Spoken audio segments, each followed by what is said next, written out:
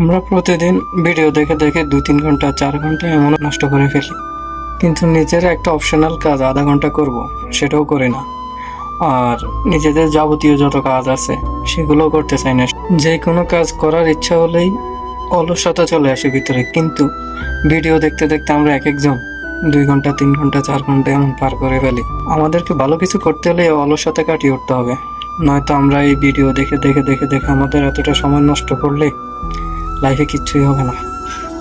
আমাদের এখনকার সবচেয়ে বড় শত্রু হচ্ছে মোবাইল। এই মোবাইলের ভিডিও দেখাটা আমাদের যে কতটা ক্ষতি করতেছে আমরা নিজেরাও বুঝতে পারি না। যে কোনো একটা কাজ নিয়ে বসলে কাজের ফাঁকে ফাঁকে শুধু মোবাইল দেখতে থাকি। এটা একটা ভিডিও আসে, একটার ভিডিওর পর আরেকটা ভিডিও, আরেকটা ভিডিওর পর আরেকটা ভিডিও, ওই কাজটাও করা হয় না, বাস মোবাইলের ভিডিওই দেখা হয়। মোবাইল আমাদের অনেক ক্ষতি করতেছে, শুধু আমার না, সবার। যারা যারা আছে এখন অনলাইন জগতের মধ্যে দেখে, ভিডিও দেখে, সবারই ক্ষতি হচ্ছে। এই মোবাইল থেকে যতটা সম্ভব দূরে থাকুন আর নিজে অপশনাল কিছু করার চেষ্টা করেন কাজের ফাঁকে ফাঁকে।